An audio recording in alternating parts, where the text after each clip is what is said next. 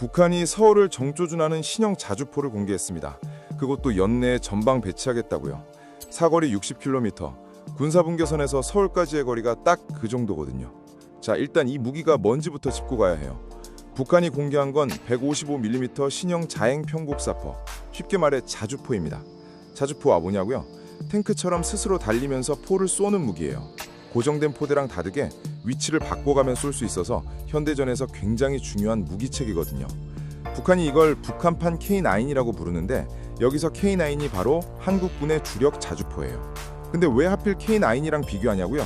북한이 그동안 쓰던 구형 자주포는 152mm 계열인데 사거리가 고작 20km 수준이었어요. 서울은커녕 휴전선 근처 도시들도 위협하기 벅찬 수준이었던 거죠. 근데 이번에 공개한 신형은 사거리가 60km를 넘는다고 주장하는 거예요. 기존 대비 무려 3배나 늘어난 셈이에요. 그럼 한국 K9 자주포는 어떠냐고요?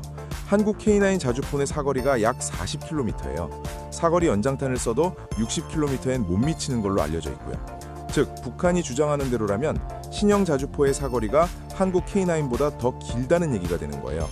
물론 이건 북한의 주장이기 때문에 실제 정확도나 연속 사격 능력은 아직 검증이 안 됐어요. 북한이 이 자주포를 연내에 3개 대대분 전방 배치하겠다고 밝혔어요. 3개 대대면 대략 수십 문에서 수백 문 규모거든요. 그게 모두 남부 국경, 그러니까 군사분계선 바로 위에 깔린다는 거예요.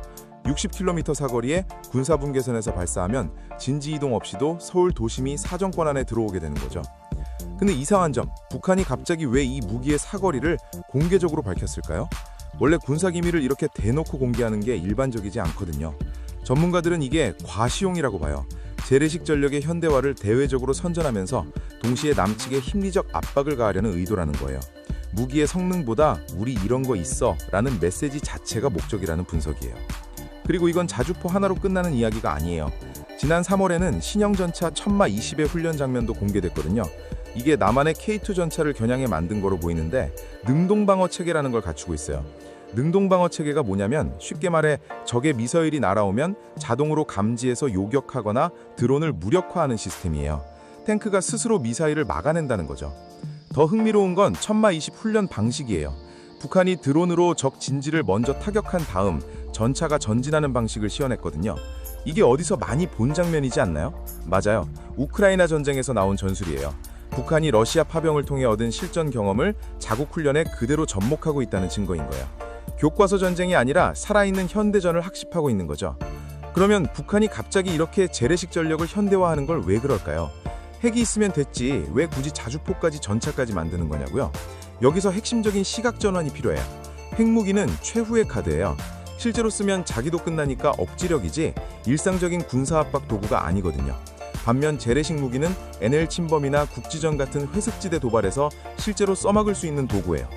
북한 입장에서 보면 재래식 전력을 강화하는 게 사실 훨씬 실용적인 선택인 거예요. 핵은 억지력으로 미국을 묶어두고 그 사이 재래식 도발로 한국을 조금씩 압박하는 투트랙 전략이거든요. 이걸 군사 전문가들은 핵 그늘 아래 재래식 도발이라고 부르는데 핵을 방패로 삼고 그 뒤에서 재래식화를 갈고 있다는 거예요. 그렇다면 북한이 이런 기술을 갑자기 어디서 끌어왔을까요?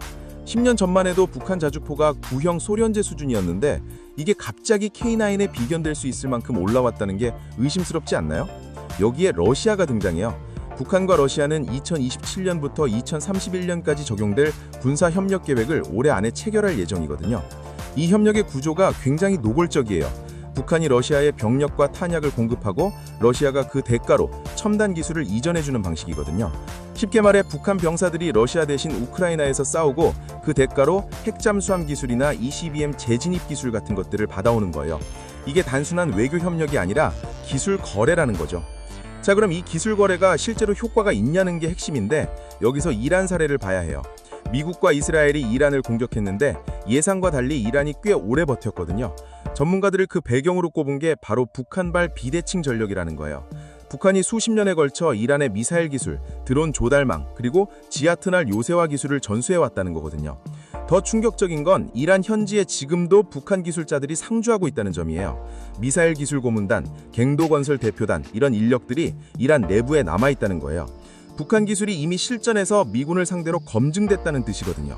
실험실에서 만든 무기가 아니라 실제 전쟁에서 살아남은 기술이 이제 한반도로 돌아오고 있다는 얘기예요.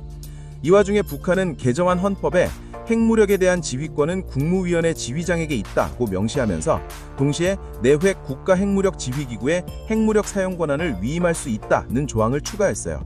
쉽게 말해 김정은이 없어도 핵을 쓸 수 있는 법적 근거를 헌법에 새겨놓은 거예요. 위임을 받은 기구가 독자적으로 핵 버튼을 누를 수 있게 된 거죠. 미국 국가정보국장 일도 이래 연례 위협 평가 보고서에서 북한의 위협을 정면으로 다뤘어요. 핵무기와 반도체 미사일 프로그램 확장이 한국, 미국, 일본에 상당한 위협이 된다고 공식적으로 인정한 거예요. 흥미로운 건 보고서가 북한의 외화 수입이 2018년 대북 제재 이후 최고 수준에 달했다고 밝혔다는 점이에요. 암호화폐 탈취만으로도 매년 최소 1천억 달러가 무기 개발에 투입되고 있다는 거거든요. 정리해보면 이런 그림이 나와요. 재래식 무기는 K9 따라잡기로 현대화하고 러시아와 기술 거래로 첨단 전력을 끌어올리고 이란을 통해 실전 검증까지 마친 상태에서 핵 자동 발사 조항을 헌법에 박아놓아 억지적의 마지노선을 높여놓은 거예요. 이게 단순한 무기 자랑이 아니라 북한이 오랫동안 쌓아온 전략 체계의 한 장면이라는 거죠. 앞으로 어떻게 될지는 솔직히 지켜봐야 해요. 여러분 이 상황 어떻게 생각하시나요? 오늘 영상 여기까지고요. 다음 영상에서 만나요. 감사합니다.